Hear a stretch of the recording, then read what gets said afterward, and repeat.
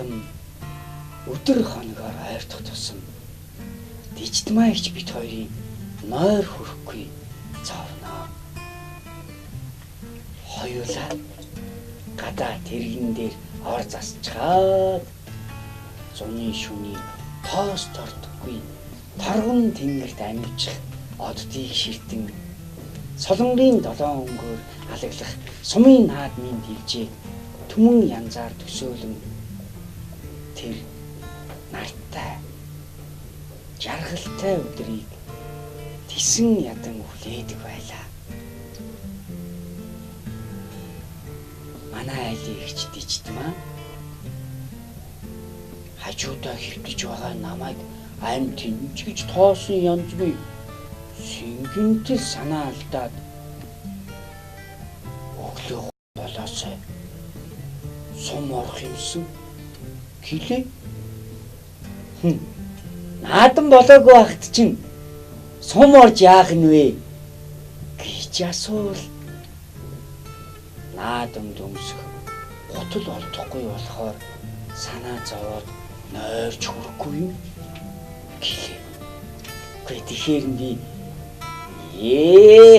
ямар нүдэрээ наадам үздэг болохоос биш гутлаараа бүх харах биш дээ гэж тэрний сэтгэлийг зассан. Дижитмаа гэж иш эмхтэй хүн гутал имэйл муутай явах шиг амьтны хадаг байдгүй. Чи өөрөө томоо ир болохоро хүүхнүүдийн хөл гутал хоёрыг санжиж хардаг болно гайгүй гэд зөөлхөн хөрлөө. Буруу гарч хөвдчихэд дэрэн дороосоо жижигхэн дугуй тол гарган сарны гэрэл зүс царайгаа сэм харна. Эцгэн тэрэнд бүр аймаг руу явсан хүнд хүртэл гутал загсан ч таарж тохирох юм юроос олдсонгүй. Уган дижитмаа хичин хөл майг биш хэрнээ бүдүү олчинтай болохоор хэр варгийн гутлын төрөв юроос таарахгүй дандаа нарийдна. Хи зовлонтой чүл заяасан амтанда манайхны удамд ийм махран чиг бүдүүн хөлтэй хүн байгаагүй юмсан гэдэл ээж нь арган барагдсан янзтай өгөөлөх нь ихээ. Тэгсэн наадам хаяанд тулсан нэг өдөр дижитмаа хичин аав хинээс хаанаас олж ирсэн юм бүүмэд эмхтэй хөлний цагаахан хөлнөөс дутуугүй ястай гоё цоо шинхэн савхан гутал бүсэндээ хавчуулсаар ороод ирлээ. Арай хийчлэг юм олж ирлээ. Маа таарах нь үгүй юу? Өмсөөд үзтээ гэд охиндоо өглөө. Дижитмаа гэж шин гутлын хоншоорыг зөөлхөн илснээ.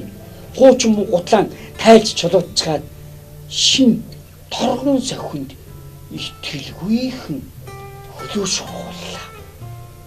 Таарч байна. Хүй таарч байна. Хардаа энийг хардаа таарч байна. Ямар гоё юм бэ гэж ирэх чаахан охин шиг дуу алтлаа.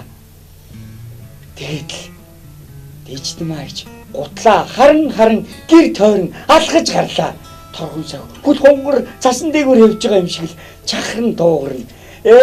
Ашгүй дээ охин маань гуталтай болсноос хойш ивидээ.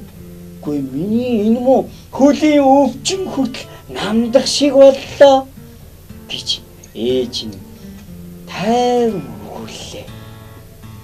Дижитмаа гэж хөл хонгор цасан дээгүүр хөвж байгаа юм шиг л сахин гутал чахран дуугарна. Тэгснэ гинтхэн тэр би яасан заяагүй юм би бас л хөл бариад байна. Тэр энэгээр тэр өвдөд байна. Энэ боомн дээрээ бас л дараад байна гэдэл гидсэн бацлсан айтай ярвайлаа. Тэгтэн би Чигтэй шороо чигчгээ. Тэгвэл гутал чинь доргоноо зүгээр болчихно. Гэсэн дэжид маань чи нүдэн сэргэж тормоцож ирээд чийч ухаантай хөөхөж шүү. Алив хүр заваад ир. Гэж намайг магтлаа. Ингээд бид хоёр гадаа тэрэгний сүүдэрт гутланда чихтэй шороо хийм галын хайчаар чигжиж эхэллээ.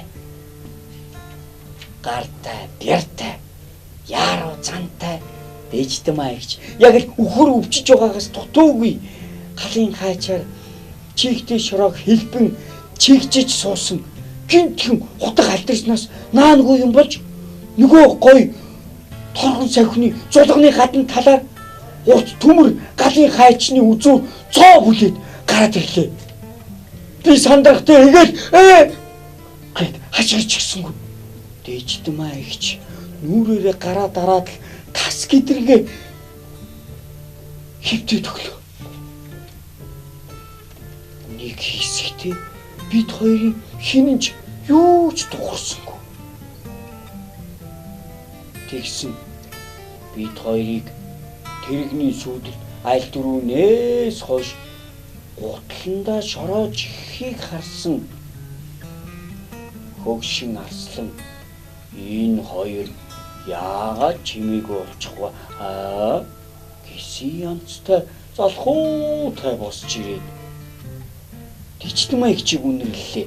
Тэгсэн дэжид маягч хамаг хэргэл аслангаас болсон юм шиг чи мачи гэд нохойны хоншоорыг оруулах зураан наад гутлахаач хоёроо миний нүднээс талтхан аваачаад салгаатгаач гээд нүрээ гараараа дарсан чигээрээ гүүн зэлгөөд яваад өглөө. Гутлахаач хоёрыг салган хоёр тийшээ хаяхад нөгөө нүдэд л онгор нүхтэй болсон гайтай гутал над руу хараад бас нэг муухан мушигаад инээж байх шиг санагдлаа. Яг энэ үед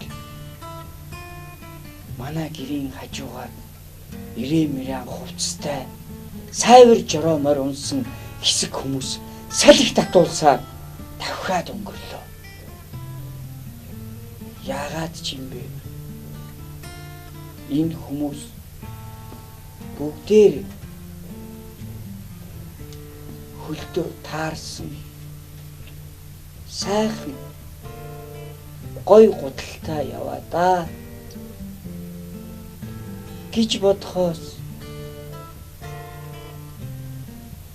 дэжид маягчийг өрөвдөн өрц хөндөрлөх тэрхэн гişн миний нүднээс ганцхан тусал бүлээн хөлмөс гүмбрэн гарч хацар даган чимээгүй унаж билээ.